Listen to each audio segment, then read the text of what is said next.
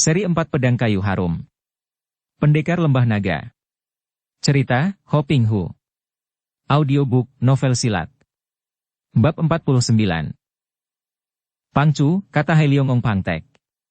Keputusan Bengcu mana boleh diganggu-gugat dan ditawar-tawar lagi? Kalau kami tidak melaksanakan keputusan kami sendiri, hal itu sungguh akan menurunkan wibawa kami dan mengacau ketertiban. Habis, kalau kami tidak mampu membayar iuran paksaan ini, kalian mau apa? Bentak Tia Tou, kepala besi. Tong Siok penuh kemarahan, toya besinya sudah tergetar dalam genggaman tangannya. Hehehe. Kim Leong Ong, Raja Naga Emas, Pang Sun, adik dari Pang Tek, tertawa mengejek. Kalau kalian tidak mau bayar, hanya ada dua kemungkinan. Pertama, Xinjiang Tia Tou Pang harus mengganti ketuanya yang lebih bijaksana dan dapat mentaati peraturan kami. Kedua, bubarkan saja perkumpulan Xinjiang Tia Tou Pang agar tidak membikin kacau. Kami tidak mau mengganti ketua, tidak mau membubarkan perkumpulan, tidak mau membayar uang paksa. Kalian mau apa? Kim Leong Ong, Raja Naga Emas, Pang Sun, adik dari Pang Tek, tertawa mengejek. Kalau kalian tidak mau bayar, hanya ada dua kemungkinan. Pertama, Tia Tou Tong Siok membentak, tidak keburu dicegah oleh Xinjiang, tangan sakti, Gu Kok Ban. Bagus. Kalau begitu kami akan mengirim kalian ke neraka, kata Hai Leong Ong, Raja Naga Laut, Pang Tek yang juga sudah marah menyaksikan sikap bandel dari dua orang ketua perkumpulan yang memang sejak dahulu menentangnya itu. Kim Leong Ong Pang Sun sudah menerjang si muka Bo Peng Tong Siok. Kakek bertubuh kecil pendek ini bergerak dengan kecepatan kilat, tahu-tahu tubuhnya sudah melayang dan tangannya yang kecil itu sudah bergerak menyambar ke arah kepala lawan. Xiao Xi yang menonton terkejut sekali karena dia mengenal gerakan yang amat lihai dan pukulan si kakek kecil itu mengeluarkan suara bercuitan. Tong Siok adalah wakil ketua Xinjiang Tia Tou Pang yang berjuluk si kepala besi, maka tentu saja kepandaiannya cukup hebat dan lebih dari itu, dia telah mengenal kesaktian lawan, maka dia tidak berani ceroboh, cepat dia melempar tubuh ke belakang, berjungkir balik dan toya besinya diputar dalam serangan balasan yang dahsyat pula. Namun, sambil tertawa mengejek si kakek kecil itu menggerakkan tangan kiri menangkis. Ting ting cering. 3 kali tongkat besi bertemu dengan tangan kiri yang terlindung gelang emas sehingga terdengar suara berdencing nyaring dan tubuh wakil ketua Xinjiang Tia Tou Pang itu terhuyung. Sementara itu, Hai Leong Ong Pang Tek juga sudah menyerang Gu Kok Ban dengan tongkatnya. Gu Kok Ban maklum akan kesaktian lawan, dia pun mencabut sepasang siang kiamnya dan menyambut tongkat itu. Terjadilah pertandingan yang amat seru dan hebat, karena Gu Kok Ban dan Tong Siok yang maklum bahwa tingkat kepandaian dua orang lawan itu masih lebih tinggi, tetap melawan dan tidak mau mundur, bertekad untuk membela nama perkumpulan sampai napas terakhir. Betapapun nekatnya mereka itu, tetap saja mereka tidak mampu membendung datangnya serangan lawan yang bertubi-tubi. Dua orang kakek yang memakai julukan Raja Naga itu memang memiliki ginkang yang amat tinggi tingkatnya sehingga gerakan mereka jauh lebih cepat, membuat Gu Kok Ban dan Tong Siok menjadi repot dan harus memutar senjata mereka cepat-cepat untuk melindungi tubuh sendiri. Cing cing. Wut. Tong Siok terkejut bukan main. Selain toya besinya kena ditangkis, juga jari tangan kanan kakek kecil itu hampir saja menusuk pelipis kepalanya. Kalau dia tidak cepat melempar tubuh ke belakang dan jari telunjuk itu mengenal pelipis, tentu kepalanya sudah berlubang dan nyawanya melayang. Akan tetapi si kecil tertawa dan menendang. Tanpa dapat dihindarkan lagi tubuh Tong Siok yang tinggi besar itu mencelat dan bergulingan sampai beberapa meter jauhnya. Namun dia tidak terluka, hanya terkejut dan meloncat bangun lagi dengan muka pucat. Akan tetapi, sebelum dia menerjang lagi, tiba-tiba nampak bayangan berkelebat dan tahu-tahu seorang dara yang cantik telah menyerang kakek kecil itu dengan hebatnya. Begitu menyerang, jari-jari tangan darah ini bercuitan menusuk dengan bertubi-tubi ke arah 7 jalan darah di bagian depan tubuh Kim Leong Ong. Kim Leong Ong Pang Sun terkejut bukan main karena semua tangkisannya luput karena jari tangan itu sudah ditarik kembali dan dengan kecepatan kilat sudah menusuknya lagi. Terpaksa dia meloncat ke belakang, maklum akan bahayanya serangan nona yang baru datang ini. Ternyata Xiao Xi begitu menerjang telah mempergunakan jurus ilmu silat San In Kun Hoat yang ampuh. San In Kun Hoat, ilmu awan gunung, ini hanya mempunyai 8 jurus, namun setiap jurus merupakan gerakan yang amat hebat dan berbahaya sekali bagi lawan. Tadi Ciao Xi telah menyerang dengan jurus kelima yang disebut San Incitian, awan gunung mengeluarkan kilat, maka tentu saja Kim Leong Ong menjadi terkejut bukan main. Sebaliknya, Ciao Xi tidak heran melihat lawannya dapat menghindarkan diri karena memang dia maklum bahwa kakek pendek kecil ini amat lihai, maka dia pun lalu menerjang lagi sekali ini mengatur langkah menurut ilmu Tai Kek Sin Kun dan terus mengejar dan menghunjamkan serangan kepada Kim Leong Ong Pangsun. Terjadilah perkelahian yang lebih seru lagi dan diam-diam kakek kecil pendek itu terkejut bukan main karena darah cantik ini benar-benar memiliki dasar ilmu silat tinggi yang amat kokoh kuat dan bersih. Selagi dia menduga-duga siapa adanya darah ini, Tong Siok yang merasa beruntung sekali memperoleh bantuan seorang darah yang lihai sudah menerjangnya lagi dengan tongkat besi. Tentu saja Kim Leong Ong menjadi sibuk juga dikeroyok dua oleh lawan yang pandai ini dan dia banyak main mundur, mengelak dan kadang-kadang mempergunakan gelang emasnya untuk menangkis. Kedua tangannya kini mengeluarkan hawa dingin yang berbau amis karena kakek ini sudah mengerahkan ilmunya yang keji, yaitu pukulan-pukulan beracun. Betapapun juga, karena kini Ciao Xi yang melihat penggunaan ilmu pukulan beracun telah mencabut pedangnya, kakek kecil itu tetap terdesak hebat. Sinar pedang bergulung-gulung seperti seekor naga putih ketika Ciao Xi memutar pedang Pek Kang Kiam. Sesuai dengan namanya, pedangnya ini terbuat daripada baja putih, pemberian dari kakeknya. Di lain pihak, melihat datangnya bantuan seorang darah lihai di pihak musuh, Hai Leong Ong Pangtek menjadi marah dan juga khawatir melihat adiknya terdesak. Dia mengeluarkan teriakan nyaring dan mendesak Gu Kok Ban dengan tongkatnya. Didesak secara hebat itu, Gu Kok Ban menjadi gugup dan kakinya kena ditendang, membuat dia terguling. Dengan girang Hai Leong Ong menubruk dengan tongkatnya, mengirim pukulan maut ke arah kepala lawan. Trang! Tongkatnya terpental dan ternyata yang menangkisnya adalah sinar putih yang diikuti pedang Pek Kang Kiam di tangan Ciao Xi. Darah yang bermata tajam ini melihat bahaya mengancam ketua pertama dari Xinjiang Tia Toupang, maka dengan kecepatan kilat dia telah menyelamatkan nyawa orang itu. Gu Kok Ban meloncat bangun dan membalas serangan lawan dengan senjata siang kiamnya, kini dibantu oleh darah itu sehingga Hai Leong Ong terpaksa harus memutar tongkat agar lolos dari ancaman maut. Kini Hai Leong Ong yang dikeroyok dua itu terdesak hebat, akan tetapi sebaliknya Tong Siok yang ditinggalkan Ciao Xi terancam dan terdesak hebat oleh Kim Leong Ong, sampai Ciao Xi meloncat lagi membantu wakil ketua Xinjiang Tia Toupang ini. Demikianlah. Perkelahian itu menjadi seru sekali di mana Ciao Xi berloncatan ke sana-sini untuk membantu jika seorang di antara dua ketua Xinjiang Tia Toupang itu terdesak. Munculnya darah ini benar-benar membuat para penonton, yang terdiri dari orang-orang Xinjiang Tia Toupang dan banyak pula orang-orang dari golongan sesat yang menyaksikan pertandingan itu, menjadi gempar. Mereka belum pernah melihat darah ini, dan sekali muncul darah ini telah berani main-main dengan Lam Hai Sem Lo. Dan ternyata darah ini memiliki tingkat kepandaian yang hebat. Akan tetapi, mereka tidak berani turun tangan, karena mereka semua merasa jerih terhadap Lam Hai Sem Lo yang kini tinggal dua orang itu. Karena Ciao Xi harus membantu dua orang, maka tentu saja keadaan mereka bertiga tetap terdesak oleh dua orang kakek sakti itu, dan kalau dilanjutkan, agaknya tentu akhirnya seorang di antara mereka akan roboh oleh Lam Hai Sem Lo. Pada saat perkelahian sedang memuncak serunya, tiba-tiba terdengar teriakan halus. Lam Hai Sem Lo, kalian bikin ribut lagi? Mundurlah! Dua orang kakek itu memandang dan kaget bukan main melihat pemuda yang menegur mereka itu. Cepat mereka meloncat mundur kemudian menghampiri pemuda yang berpakaian indah itu, lalu menjatuhkan diri berlutut. Harap Paduka mengampuni hamba, Pangeran. Bukanlah hamba berdua, melainkan dua orang ketua Xinjiang Tia Toupang inilah yang membikin kacau, kata Hai Leong Ong Pangtek dengan muka ketakutan. Yang muncul itu bukan lain adalah Cheng Han Hou dan Sin Leong. Seperti kita ketahui, dua orang muda ini melakukan perjalanan ke selatan untuk mencari Ouyang Busek, sesuai dengan janji Sin Leong untuk membawa Han Hou kepada suhengnya itu untuk dapat berguru kepada kakek cebol botak itu.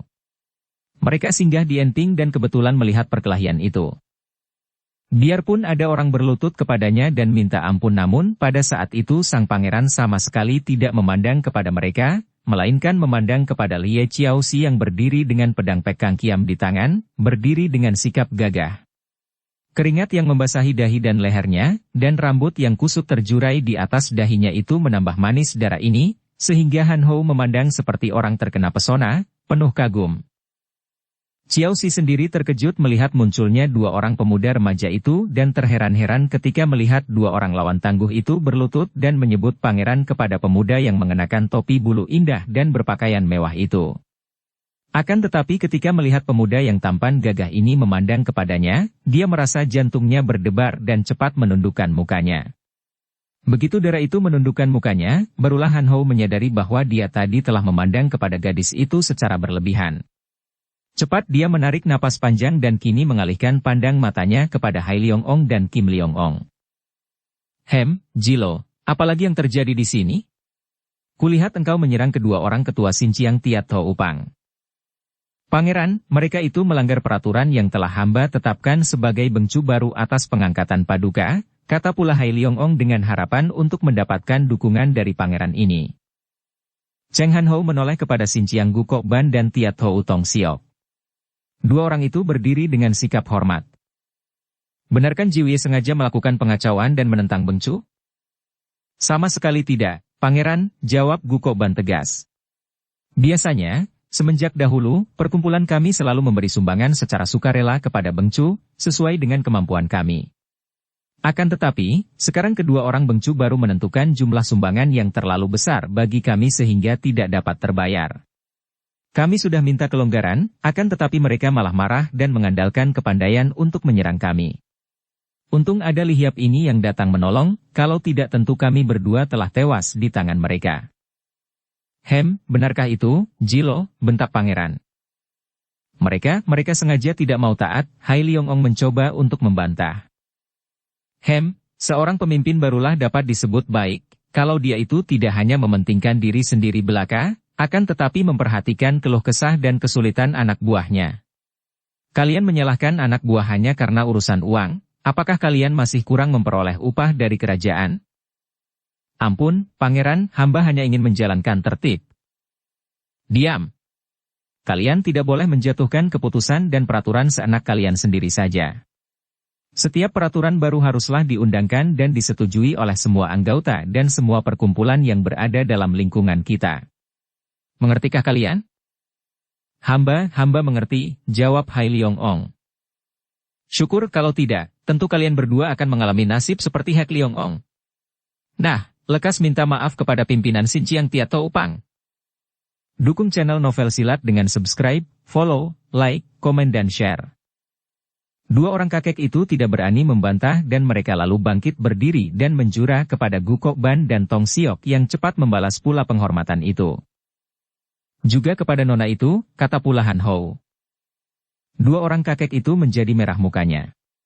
Mereka tidak mengenal nona ini, akan tetapi karena takut kalau pangeran menjadi semakin marah, mereka lalu menjura kepada Xiao Xi dan minta dimaafkan. Xiao Xi juga membalas penghormatan itu, karena dia sendiri tidak tahu bagaimana duduknya perkara, hanya tadi dia membela dua orang ketua Xinjiang Tiat Ho Upang karena melihat mereka didesak dan ditindas. Sekarang pergilah dan tunggu perintahku, kata Han Hou. Dua orang kakek itu mengangguk, memberi hormat lagi dan tanpa sepatah pun kata mereka lalu pergi meninggalkan tempat itu seperti dua ekor anjing yang dibentak oleh majikannya. Melihat ini semua, Xiao Xi menjadi terkejut dan terheran-heran, juga amat kagum. Pemuda yang disebut pangeran itu masih demikian muda, akan tetapi dua orang seperti dua orang kakek tadi yang memiliki kepandaian hebat sekali, setingkat dengan kepandaian tokoh-tokoh terbesar di dunia Kang Ou, bersikap demikian takut-takut dan tunduk kepada pangeran muda ini. Betapa besar pengaruh dan kekuasaan pangeran ini, pikirnya. Akan tetapi dia tidak berani bertemu pandang secara langsung dengan Han Hou, karena setiap kali bertemu pandang dia melihat pandang mata pemuda bangsawan ini seolah-olah menembus dan menjenguk ke dalam hatinya. Xiao Xi merasa jantungnya berdebar aneh, dan tanpa disadarinya, kedua pipinya menjadi merah sekali. Biarpun dia telah berusia 24 tahun dan merupakan seorang gadis yang cantik sekali, namun belum pernah dia jatuh cinta, belum pernah dia tergila-gila kepada seorang pria, dan baru sekali ini dia mempunyai perasaan yang aneh sekali ketika berhadapan dengan pangeran muda ini. Kini Han Hou menghadapi dua orang ketua Xinjiang Tiat Ho Upang dan Xiao Xi yang masih berdiri menundukkan muka dan pedang tadi telah disimpannya kembali ke dalam sarung pedang yang tergantung di punggungnya. Sejenak Han Hou memandang wajah yang menunduk itu, kemudian berkata sambil tersenyum kepada Gukok Ban. Ketua Xinjiang Tia Toupang boleh merasa beruntung sekali telah memperoleh seorang pembantu seperti Nona ini yang amat lihai. Maaf, Pangeran, sesungguhnya kami selamanya belum pernah bertemu dengan Lihiap ini, sama sekali tidak pernah mengenalnya dan baru sekarang kami bertemu dengan Lihiap ini yang datang-datang terus menolong kami. Bahkan kami belum sempat menghaturkan terima kasih kepadanya. Ah, sungguh mengagumkan. Kalau begitu Nona tentu seorang pendekar wanita yang gagah perkasa dan budiman. Han Hou memuji, sikapnya seperti orang yang lebih dewasa, padahal usia pangeran ini baru kira-kira 18 atau 19 tahun saja sedangkan Nona itu sudah berusia 24 tahun. Melihat betapa Nona yang cantik dan gagah perkasa itu makin menunduk mendengar pujian ini, Han Hou lalu berkata lagi. Bolehkan kami mengetahui siapakah nama Nona dan mengapa Nona turun tangan membantu kedua ketua Xinjiang Tia Toupang yang tidak Nona kenal ini? Dengan jantung berdebar karena merasa amat malu terhadap pangeran ini, suatu hal yang amat mengherankan bagi Xiao Xi sendiri, gadis ini mengangkat mukanya yang menjadi kemerahan dan menjura kepada mereka semua dengan sekali gerakan saja, lalu berkata, suaranya halus. Namaku adalah Lie Xiao Xi dan maafkanlah kalau aku lancang mencampuri urusan orang-orang lain yang sama sekali tidak kukenal.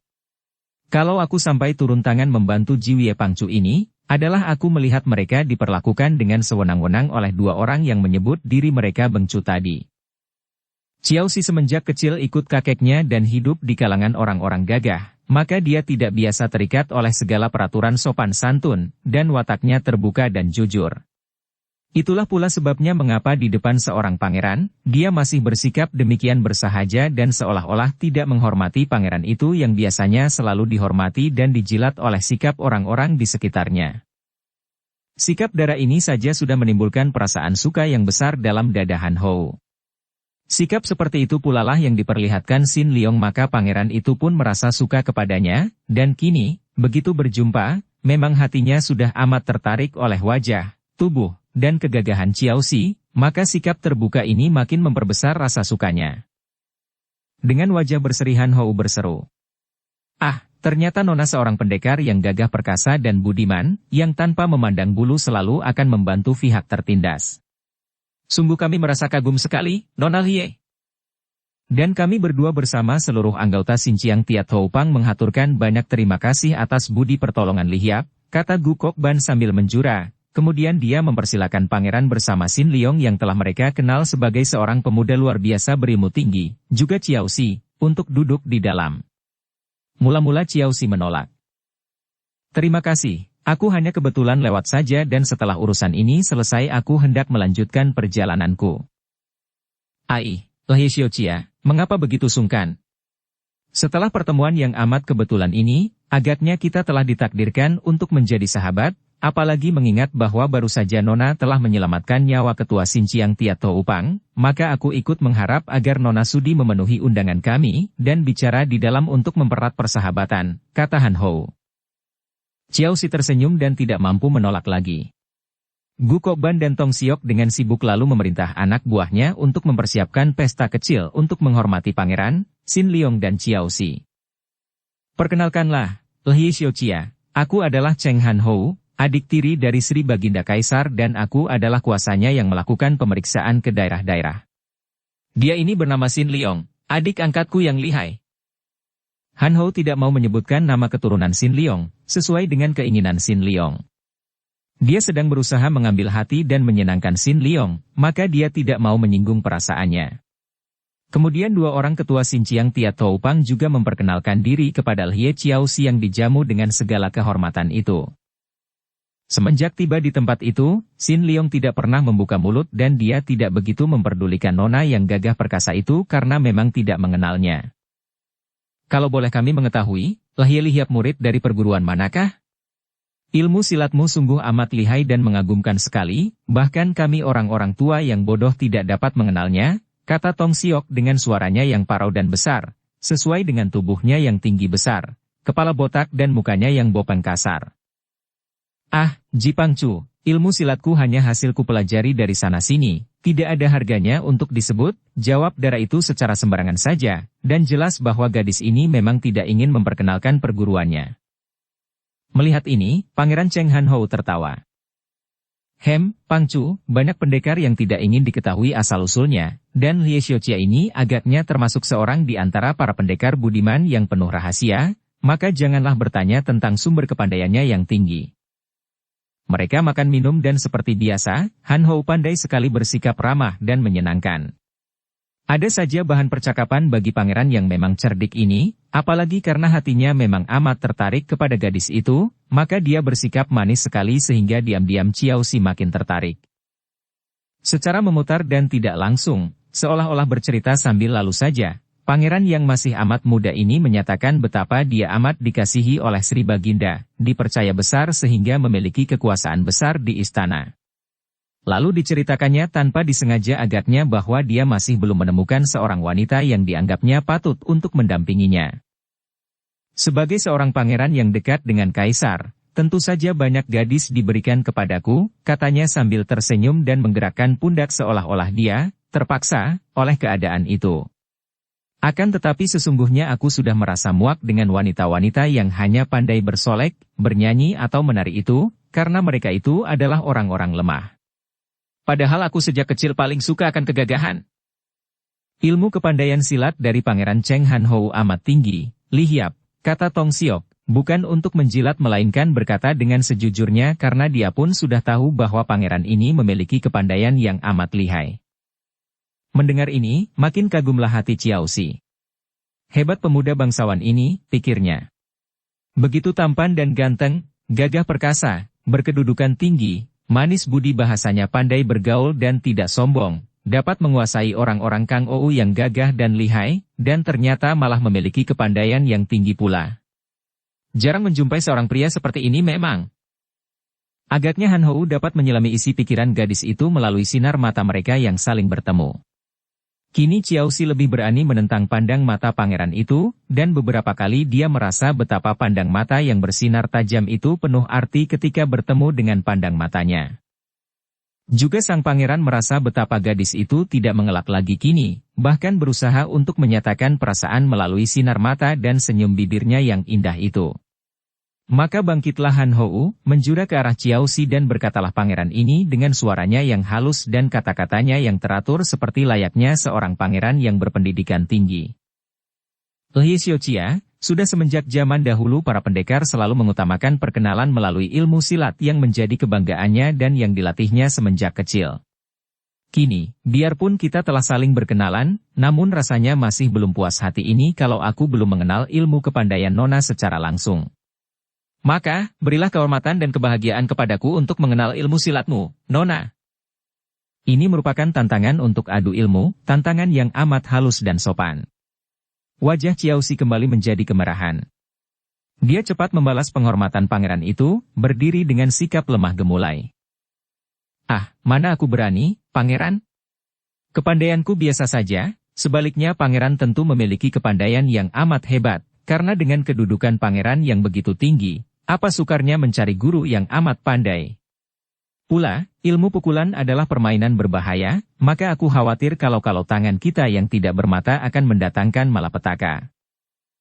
Ini bukan penolakan mutlak, bukan pula tanda takut, bahkan mengandung kekhawatiran kalau sampai mencelakakan pangeran itu. Han Hou tersenyum. Nona, jangan mengira aku tidak tahu bahwa Nona sudah mencapai tingkat yang sedemikian tingginya sehingga di setiap ujung jari Nona seakan-akan telah bermata, mana mungkin melukai orang kalau tidak dikehendaki oleh Nona sendiri? Marilah, harap Nona tidak sungkan karena sungguh aku ingin sekali menyaksikan kelihayan Nona. Kami pun berharap agar Li Hiap sudi membuka mata kami dengan ilmu Li Hiap yang tinggi dan agar pertemuan ini makin menggembirakan, kata pula Xinjiang Gukok Ban memuji. Diam-diam ketua Xinjiang Tiat Houpang ini pun ingin sekali menyaksikan sendiri kelihayan sang pangeran yang hanya pernah didengarnya saja. Karena memang pada dasarnya Xiao Xi ingin menguji kepandaian silat dari pangeran yang amat menarik hatinya ini, akhirnya setelah semua orang, kecuali Xin Liong, membujuknya, dia lalu berkata, "Baiklah, pangeran, akan tetapi kuharap pangeran suka menaruh kasihan dan jangan menurunkan tangan besi." Hahaha, Nona bisa saja merendah. Akulah yang mohon kemurahan Nona agar jangan sampai aku roboh mengukur tanah dalam beberapa jurus saja. Nah, silakan, Nona. Han Hou sudah menjauhkan diri dari meja kursi, berdiri di tengah ruangan yang lebar itu menanti Xiao Xi. Dua orang ketua itu memandang penuh perhatian, sedangkan Xin Liong yang tidak merasa tertarik karena dia sudah mengenal betul watak pangeran yang mata keranjang dan pandai merayu wanita itu merasa jemu dan juga tidak senang, melanjutkan makan minum dan nampaknya tidak mengacuhkan pertandingan adu ilmu itu. Mulailah, pangeran. Xiao Xi berkata setelah berhadapan dengan pangeran itu, memasang kuda-kuda dengan gagahnya dan tersenyum manis. Matanya menyambarkan kerling maut yang membuat jantung Han Hou makin terguncang. Sungguh mengherankan memang kekuasaan cinta asmara. Sekali Xiao Xi terpikat, secara otomatis muncullah sifat-sifat kewanitaan yang penuh pikatan dalam dirinya, terbawa oleh naluri kewanitaannya. Padahal biasanya, gadis pendekar ini lebih dikenal sebagai seorang wanita yang keras dan agak dingin menghadapi kaum pria, bahkan mudah marah kalau mendengar mulut pria mengeluarkan kata-kata yang sifatnya menggoda, atau melihat pandang mata yang penuh kagum ditujukan kepadanya. Kini, dia memasang kuda-kuda dengan gerakan indah dan mempersilakan lawannya sambil tersenyum manis. Ah, engkau terlampau sungkan, Lehie Xiaoqia. Biarlah aku bergerak lebih dulu, maafkan. Tiba-tiba Han Hou lalu bergerak maju dan mengirim serangan yang cukup cepat dan dia menggunakan tenaga sinkangnya yang kuat. Memang pangeran ini ingin sekali menguji sendiri kepandaian darah yang telah menjatuhkan hatinya ini. Hiat! Dia menyusulkan serangan sehingga secara bertubi-tubi pangeran ini telah mengirim 4 kali pukulan yang susul menyusul, amat cepat dan angin pukulan sampai terasa oleh mereka yang duduk di depan meja. Dua orang ketua itu terkejut bukan main karena serangan pertama ini saja sudah membuktikan bahwa nama besar pangeran muda ini bukanlah nama kosong belaka. Hait! Xiao Xi bergerak dengan amat indah, langkah-langkahnya teratur dan tubuhnya seperti menari-nari ketika dia mengelak secara beruntun dengan amat mudahnya, seolah-olah serangan yang amat cepat dan bertenaga itu bukan apa-apa baginya, dan dia masih sempat melempar kerling dan senyum. Akan tetapi pada saat itu, Xin Liong tertegun di atas kursinya. Dia mengenal ilmu silat yang dimainkan oleh gadis itu. Itulah langkah-langkah Taikek Xin Kun. Tidak salah lagi. Taikek Xin Kun yang dimainkan dengan amat baiknya oleh gadis itu. Mudah diduga bahwa tentu gadis itu menerima pelajaran Taikek Xin Kun dari tangan pertama. Ada hubungan apakah antara gadis ini dengan mendiang kakeknya, atau dengan ayah kandungnya? Mulailah Xin Liong tertarik sekali dan kini dia pun mengikuti jalannya pertandingan itu dengan penuh perhatian. Diam-diam Cheng Han Hou juga girang dan kagum sekali. Tepat dugaannya. Nona ini bukanlah seorang gadis Kangou biasa, bukan seorang ahli silat biasa. Jelas bahwa ilmu silatnya bersumber dari ilmu silat yang tinggi sekali. Makin hebatlah dia melancarkan serangannya. Akan tetapi semua serangan Han Hou dapat dielakkan atau ditangkis dengan baiknya oleh gadis itu. Bahkan ketika pangeran itu sengaja mengerahkan tenaga dan mengadu lengan untuk menguji tenaga lawan, dia merasakan lengannya tergetar, tanda bahwa tenaga sinkang pula. Makin kagumlah hati tertarik pula dia. Benar-benar seorang darah yang jarang terdapat, seorang gadis pilihan. Di lain pihak, Xiao Xi juga terkejut dan kagum bukan main. Biarpun dia mengenal ilmu silat pangeran ini sebagai ilmu silat tingkat tinggi yang bersumber dari ilmu silat golongan sesat, namun harus diakuinya bahwa ilmu silat yang dimiliki pangeran itu amat hebat, dan tenaga sinkangnya juga amat kuat. Kiranya pangeran ini benar-benar seorang yang lihai. Karena ingin memamerkan kepandaiannya, gadis itu tiba-tiba mengubah gerakannya dan tiba-tiba tubuhnya berputaran seperti gasing dan dengan gerakan ini dia menyerang lawan. Pangeran Cheng Han Hou terkejut dan terpaksa dia main mundur dan bersikap waspada, dan karena tubuh gadis itu berpusing sedemikian cepatnya sambil keempat kaki tangannya kadang-kadang menyerang secara tiba-tiba, Han Hou tidak dapat mengandalkan kelincahan tubuh mengelak, melainkan menjaga diri dengan tangkisan-tangkisan cepat. Kembali Xin Liong menahan napas. Itulah Inkeng Hongwi, awan mencipta angin dan hujan, jurus ke-8 dari San In Kun Hoat. Jelaslah bahwa gadis ini memang ada hubungannya dengan Qin Ling Pai, tidak salah lagi. Dengan jurus yang hebat ini, Pangeran Han Hou terdesak dan pangeran ini cepat menggunakan langkah-langkah Pat Kuapo dan barulah dia berhasil menghindarkan diri dari serangan dahsyat itu. Hebat, serunya kagum ketika nona itu menghentikan serangannya dengan jurus luar biasa itu dan tiba-tiba Cheng Han Hou melakukan dorongan kedua tangannya ke depan. Melihat betapa dahsyatnya serangan ini, dan terutama karena ingin menguji tenaga lawan, juga ada dorongan dari hatinya untuk mengadu telapak tangan dengan pangeran yang makin menarik hatinya itu. Xiao Si cepat mendorongkan kedua tangannya pula. Plak! Dua pasang telapak tangan saling bertemu dan untuk beberapa detik lamanya mereka saling dorong. Xiao Si merasa betapa kuatnya lawan dan dia hampir tidak dapat menahan ketika tiba-tiba pangeran itu mengurangi tenaganya sehingga kekuatan mereka berimbang.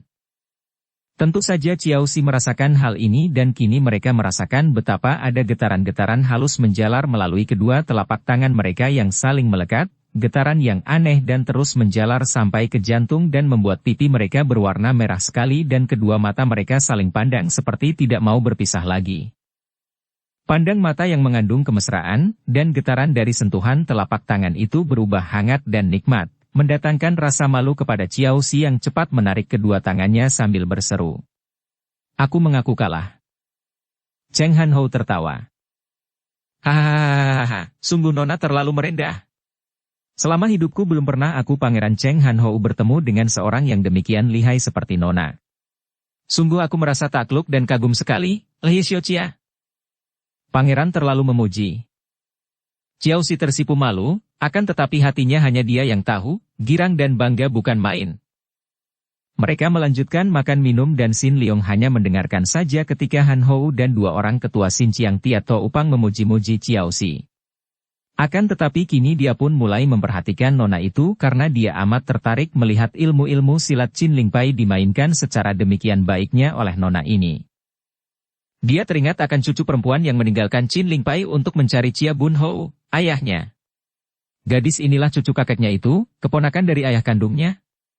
Agaknya, melihat ilmu silatnya, tidak akan salah lagi kalau gadis ini menerima semua ilmu yang dimainkannya tadi dari kakeknya secara langsung, melihat betapa sempurna dan baiknya dia memainkannya. Sayang bahwa dia dulu tidak begitu memperhatikan sehingga sama sekali lupa akan nama cucu kakeknya atau saudara misannya itu ketika kakeknya menyebutkan nama itu secara sambil lalu. Benarkah Nona Lie Xiao Si ini keponakan ayah kandungnya? Akan tetapi, karena dia sendiri hendak menyembunyikan hubungan keluarga dengan pihak Qin Ling Pai, maka dia pun diam saja. Hanya dia berkeputusan untuk memperhatikan gadis ini dan melindunginya dari mara bahaya. Liong Te, kenapa sejak tadi kau diam saja? Apakah engkau tidak kagum melihat ilmu kepandaian Lhi Xiaoqia yang demikian hebatnya? Xin Liong terkejut dan mukanya berubah merah ketika semua orang, juga nona cantik itu memandang kepadanya. Lhi Xiaoqia, engkau tidak tahu bahwa adik angkatku ini memiliki ilmu silat yang amat tinggi, jauh lebih tinggi daripada tingkatku sendiri, kata pula sang pangeran sambil tertawa kepada Xiao Si. Mendengar ini, terkejutlah Xiao Si. Dia tadi sudah melihat pemuda remaja yang tampan dan pendiam itu, dan sama sekali tidak memperhatikannya. Akan tetapi sekarang pangeran itu menyatakan bahwa adik angkat pangeran ini memiliki kepandaian lebih tinggi lagi. Padahal pangeran itu sendiri sudah memiliki kepandaian hebat. Maka gadis ini memandang dengan kaget dan penuh keheranan kepada Xin Liong, kemudian dia berkata, pengertianku dalam ilmu silat masih amat dangkal. Mendengar ini, Xin Liong merasa kasihan kepada nona ini. Seorang nona yang gagah perkasa, namun di balik pandang mata yang membayangkan kekerasan hati itu terkandung keramahan dan agaknya nona ini telah terdidik baik untuk merendahkan diri, maka dia cepat bangkit berdiri dan menjura. Ilmu silat Lie Liap sungguh amat tinggi sekali. Sungguh aku merasa kagum. Xiao Si balas menjura dan mengucapkan terima kasih atas pujian itu. Kemudian atas bujukan pihak tuan rumah yang diperkuat oleh Pangeran Cheng Han Ho, akhirnya Xiao Si merasa sungkan untuk menolak ketika dia dipersilakan untuk tinggal selama beberapa hari di situ. Selain pihak tuan rumah amat ramah dan baik kepadanya, juga adanya pangeran itu di situ merupakan daya tarik yang amat kuat karena diam-diam gadis ini ingin berkenalan lebih akrab dengan Han Ho.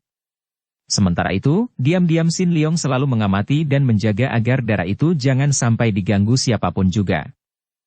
Nona Lie Xiao Si, aku tidak perlu menyembunyikan perasaanku kepadamu lagi, aku jatuh cinta kepadamu, Nona. Hening sekali dalam taman itu mengikuti ucapan Han Ho ini. Mereka duduk berdampingan di atas bangku panjang dalam taman di belakang rumah ketua Xin Chiang Tia To Upang. Semenjak tadi mereka duduk dalam taman bercakap-cakap dan setelah tinggal 2 hari di situ, Xiaoxi sudah menjadi sahabat baik Han Hou. Mereka makin saling tertarik dan akhirnya, pada senja itu, ketika mereka duduk bercakap-cakap dalam taman, Han Hou dengan terus terang menyatakan cintanya. Mendengar ucapan itu, Xiaoxi mengangkat muka memandang wajah pangeran itu dengan sinar mata tajam penuh selidik. Dia kini telah dapat menguasai rasa malu dan sungkan terhadap pangeran yang selalu ramah dan manis budi kepadanya itu, dan mendengar pengakuan hati ini, dia ingin sekali meyakinkan dirinya bahwa pangeran itu bicara dari lubuk hatinya. Jangan kau ragu-ragu, Nona, aku sungguh telah jatuh cinta kepadamu semenjak pertama kali bertemu. Aku kagum melihat kepandaian, kagum melihat kegagahanmu, dan kagum melihat kecantikanmu. Aku cinta padamu dan aku ingin dapat hidup bersamamu sebagai suami istri. Biarpun usianya baru 19 tahun, namun Han Hou telah memiliki banyak pengalaman dengan wanita, maka mengaku cinta secara terang-terangan seperti itu bukan merupakan hal yang aneh baginya dan dapat dilakukannya dengan tenang-tenang saja. Tidak demikian dengan Xiaoxi. Walaupun usianya sudah 24 tahun, namun pengalaman ini merupakan yang pertama kali dalam hidupnya. Pangeran, sesungguhnyakah apa yang kau ucapkan itu? Akhirnya terdengar Xiaoxi bertanya, suaranya halus tergetar karena hatinya merasa terharu. Pangeran itu memegang tangan Xiaoxi dan kembali dari pertemuan antara kedua tangan itu terdapat getaran halus yang langsung keluar dari perasaan hati mereka. Xiaoxi, apakah engkau tidak percaya kepadaku? Pandanglah mataku dan engkau tentu dapat menjenguk hatiku melalui mataku. Sungguh mati, selama hidupku baru sekali ini aku jatuh cinta, sungguh pun telah banyak wanita diberikan kepadaku sebagai selir. Belum pernah aku jatuh cinta kepada wanita seperti sekali ini, Xiaoxi. Aku cinta padamu, perlukah aku bersumpah? Mungkinkah itu? Engkau adalah seorang pangeran yang berkedudukan tinggi sekali, sedangkan aku hanyalah seorang gadis. Yang cantik manis, yang gagah perkasa, yang budiman, dan aku percaya dan yakin bahwa engkau adalah keturunan keluarga yang amat gagah perkasa, sambung pangeran itu dan dengan penuh perasaan dia menggenggam tangan yang kecil hangat itu. Namun Xiaoxi dengan lembut menarik tangannya dari genggaman sang pangeran, kemudian menunduk dan alisnya berkerut. Tapi, pangeran hendaknya kau ingat baik-baik bahwa aku tentu jauh lebih tua daripadamu. Ingat, usiaku sekarang telah 24 tahun dan engkau tentu paling banyak 20 dan... Akan tetapi Han Hou sudah merangkulnya dan membiarkan Xiaoxi terisak menangis di pundaknya. Dia mengelus rambut yang halus itu, mulutnya berbisik mesra dekat telinga Xiaoxi. Xiaoxi, mengapa engkau meragukan semua itu? Cinta kasih tidak mengenal usia, tidak mengenal kedudukan, bukan? Aku cinta padamu, berikut keadaanmu, kedudukanmu, usiamu. Aku mencinta engkau, karena engkau adalah engkau. Nah, masih ragukah engkau, Xiaoxi? Aku akan mengawinimu, bukan hanya menjadi selirku, aku akan mengambilmu sebagai istri. Tapi... Tiba-tiba Han Hou memegang kedua pundak gadis itu, mendorongnya halus ke belakang sehingga mereka kini saling berhadapan, beradu pandang. Dengar baik-baik, Xiaoxi. Aku cinta kepadamu, dan tidak ada hal-hal yang akan dapat menahan cintaku kepadamu, kecuali satu, yaitu kalau engkau tidak dapat menerimanya. Akan tetapi, dari sikapmu, dari pandang matamu, dari suaramu, aku yakin bahwa engkau pun cinta kepadaku, bukankah benar dugaanku, Xiaoxi? Sejenak mereka saling memandang dan perlahan-lahan ada 2 butir air mata mengalir turun di atas kedua pipi yang agak pucat itu. Xiaoxi mengangguk, dan bibirnya berbisik lirih. Aku cinta padamu, pangeran. Gadis itu tidak melanjutkan kata-katanya, tidak dapat karena dengan cepat dan dibarengi seruan tertahan saking gembiranya Han Hou sudah menarik tubuh gadis itu dalam dekapannya, kemudian dia mencium bibir gadis itu dengan sepenuh hatinya. Xiaoxi tersentak kaget. Selamanya baru sekarang dia mengalami ini dan kekagetan membuat tubuhnya menegang kaku, akan tetapi ketika dia merasakan ciuman mesra dari pria yang telah menjatuhkan hatinya itu, dia menjadi terharu dan dia pun balas merangkul dan membiarkan dirinya hanyut dalam kemesraan yang timbul karena ciuman mesra itu. Seperti dalam keadaan mimpi atau setengah sadar, Xiaoxi menyerah saja dipeluk, dibelai, diciumi seluruh mukanya dan dia tenggelam ke dalam kemesraan yang membuatnya seperti mabuk. Setelah gelombang kegairahan yang menggelora itu agak mereda, Xiaoxi merebahkan kepala di atas dada pangeran itu dalam keadaan lemas seperti kehabisan tenaga. Dia mendengarkan suara jantung pangeran itu berdentuman keras di dekat telinganya dan dia merasa berbahagia sekali, perasaan yang selama hidupnya baru sekarang dirasakannya. Jari-jari tangan yang membelai rambutnya itu amat mesra, membuatnya memejamkan mata dengan hati merasa tenteram dan damai. Yakinkah engkau kini akan cinta kasih antara kita berdua, Xiaoxi? Lenyapkah sudah keraguanmu bahwa aku mencintamu dengan seluruh jiwaku, dan bahwa engkau pun mencintaku? Aku yakin demi Tuhan, aku yakin dan bahagia, aku tidak ragu-ragu lagi. Pangeran, bisik gadis itu dengan suara menggetar dan bibir tersenyum penuh kebahagiaan. Ciuman-ciuman tadi masih membuatnya pening, namun kepeningan yang penuh nikmat, seperti orang mabuk arak yang baik. Kekasihku, calon istriku yang baik, kalau begitu, marilah kau ikut bersamaku ke kamarku, akan kubuktikan kepadamu cinta kasihku yang mendalam, Xiaoxi. Akan tetapi, begitu mendengar kata-kata ini, secepat kilat Xiaoxi menarik tubuhnya dari pelukan pangeran itu, meloncat ke belakang dan memandang dengan mata berkilat kepada pangeran itu. Kau. Pangeran Cheng Han Hou terkejut bukan main melihat perubahan pada diri kekasihnya ini. Xiaoxi, mengapa kau? Kau kelihatan marah, kenapa? Pangeran, seperti itukah cintamu? Kenapa? Apa salahku kepadamu, Xiaoxi? Wajah itu menjadi merah dan suaranya terdengar kaku dan dingin. Engkau masih bertanya lagi. Engkau mengejakku ke kamarmu. Patutkah itu? Begitu kotor dan rendah cintamu? Kini pangeran itu yang terbelalak. Bagaimana ini? Apa salahnya bagi kita yang saling mencinta untuk menumpahkan dan membuktikan cinta kasih antara kita di dalam kamar? Apa kotornya dan apa rendahnya hal itu, Xiaoxi? Sungguh aku tidak mengerti. Jangan pura-pura tidak mengerti, pangeran. Kau kira aku semacam perempuan yang mudah saja kau rayu kemudian kau bujuk untuk menyerahkan kehormatanku? Aku bukan perempuan murah seperti itu. Nanti dulu, Xiaoxi, mengapa engkau berpandangan demikian? Aku cinta padamu dan kalau aku mengajakmu ke kamarku, itu adalah karena cintaku kepadamu, sama sekali bukan dengan maksud tidak baik. Apa salahnya kalau kita mengadakan hubungan, setelah kita saling mencinta? Bersambung ke bab 50. Dukung kami dengan subscribe, follow, like, komen dan share. Terima kasih.